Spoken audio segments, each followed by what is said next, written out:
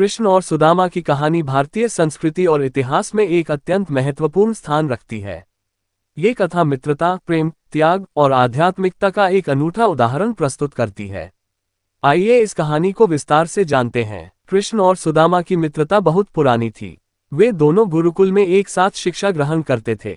सुदामा एक गरीब ब्राह्मण परिवार से थे, जबकि कृष्ण यदुवंश के राजकुमार थे। इसके बावजूद उनके बीच गहरी मित्रता थी। गुरुकुल में वे दोनों अपने गुरु संदीपनी मुनि से शिक्षा प्राप्त कर रहे थे। गुरुकुल में एक दिन की बात है जब संदीपनी मुनि ने कृष्ण और सुदामा को जंगल से लकड़ी लाने के लिए भेजा। जंगल में एकाएक बारिश होने लगी और वे दोनों भीग गए। कृष्ण ने सुदामा को आश्वासन दिया और कहा कि भगवान हमारी रक्षा करेंगे। इस दौरान उनकी मित्रता और मजबूत हुई। गुरुकुल से शिक्षा पूर्ण करने के बाद कृष्ण मथुरा लौट आए और सुदामा अपने गांव। सुदामा की आर्थिक स्थिति बहुत खराब थी। वे और उनकी पत्नी अक्सर भूखे रहते थे। सुदामा की पत्नी ने एक दिन उनसे कहा, आपके मित्र कृष्ण अब द्वारका के राजा हैं। आप उनसे सहायता मांग सकते हैं।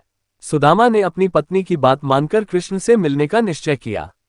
सुदामा ने अपनी पत्नी से कृष्ण के लिए उपहार स्वरूप कुछ चिवड़े मांगे। वे अपने पुराने और फटे हुए वस्त्रों में द्वारका पहुंचे। द्वारका पहुंचकर द्वारपाल ने उनकी दयनीय स्थिति देखकर उन्हें पहले अंदर जाने से रोका, लेकिन जब उन्होंने कृष्ण का नाम लिया तो उन्हें अंदर जाने दिया गया।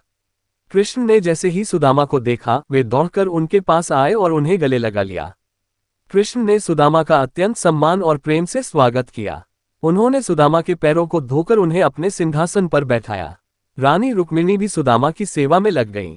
कृष्ण ने सुदामा से पूछा कि वे उनके लिए क्या लाए हैं। सुदामा ने संकोचवश अपने चिवड़े दिखाए। कृष्ण ने खुशी से वह चिवड़े खाए और सुदामा से उनका हालचाल पूछा। सुदामा ने अपनी गरीबी के बारे में कुछ नहीं कहा, लेकिन कृष्ण उनकी स्थिति समझ गए। ये कहानी सच्ची मित्रता और प्रेम का आदर्श उदाहरण है। कृष्ण और सुदामा की मित्रता ने ये सिखाया कि सच्ची मित्रता में कोई भेदभाव नहीं होता, चाहे सामाजिक स्थिति कुछ भी हो। ये कहानी सुदामा ने बिना कुछ मांगे ही द्वारका से विदा ली। जब वे अपने गांव पहुंचे तो उन्होंने देखा कि उनका पुराना घर एक सुंदर महल में बदल गया था।